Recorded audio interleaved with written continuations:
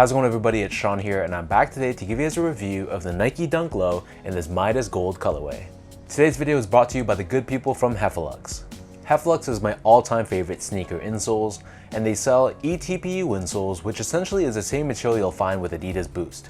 So if you're looking to add some additional comfort inside of your shoes, be sure to check out their website, which I've linked down below in the description box. You'll see they sell a variety of different insoles, so depending on the type of insole density and the cushioning setup you're looking for, whether that's for a pair of thick winter boots or for sneakers, you're going to find there's a suitable insole for everybody. So I've been a paying customer of Heffelux for years now, and I honestly stand by their products. To me, they really are very comfortable.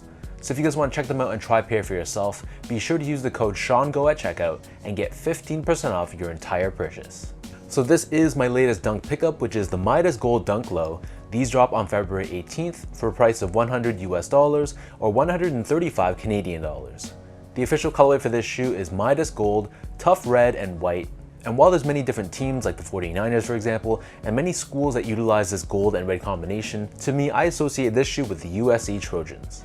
So jumping straight into the details, the majority of the upper is constructed out of leather.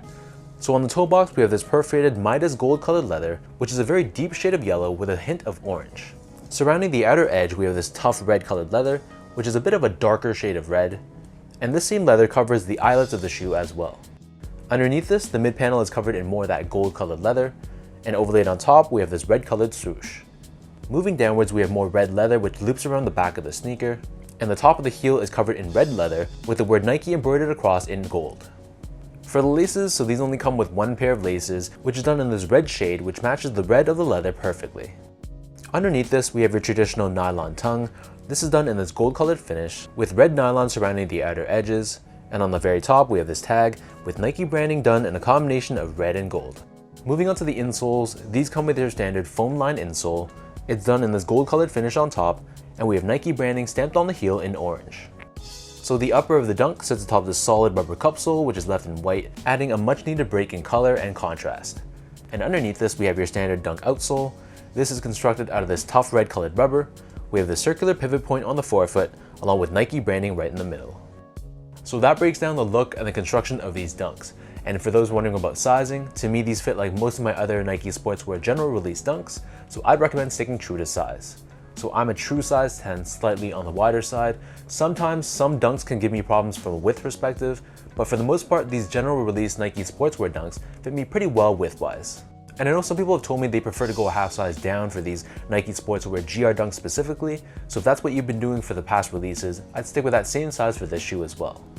Moving on to the comfort, so this shoe feels like any of your other dunk lows. So with that said, it's not going to be the most comfortable shoe out there. It feels very low to the ground, very stable and flat, but there's not too much from a softness and stepping comfort perspective. And to add to that, the leather used on the upper is very stiff and hard, so when you wear them for the first time, you definitely got to break in that leather a bit until the creases can form and settle to your feet. But for just an everyday casual use shoe that you're not going to worry too much about, it's going to feel fine as well.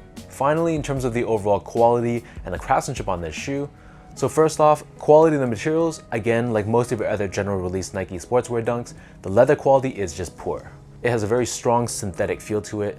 You run your fingers across it, it feels very stiff and almost plastic-like. You just know Nike's gonna give us poor quality leather on these dunks, and they really have no incentive to change unless these stop selling out. And similarly, from an overall craftsmanship and build standpoint, I had a lot of loose threads that I had to trim off myself, and in comparing the left shoe to the right shoe, you can see that there were some inconsistencies with just the overall build. So it's definitely not Nike's best work, but I guess that's what you can expect from Nike for $100 USD price point.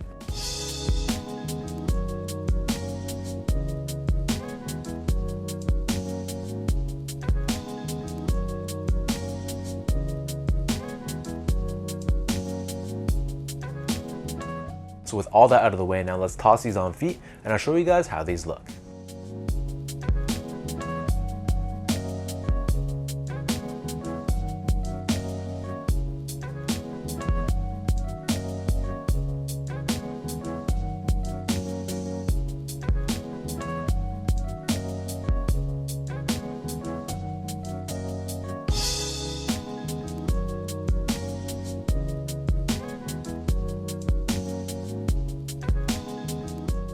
Generally speaking, if you're able to hit on these Nike Sportswear GR dunks for retail, then quality aside, it's not a bad pickup.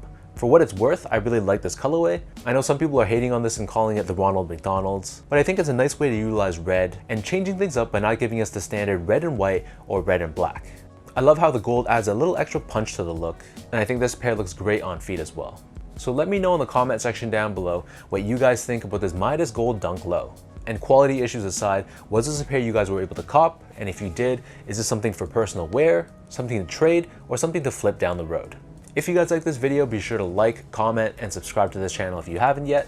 You can follow me on Instagram as well at esgo8. Check me out on Twitter at sean.go and visit my website at seango.ca. So until next time, thank you so much for watching. Hopefully you guys enjoyed this review, and I'll catch you guys all in the next one.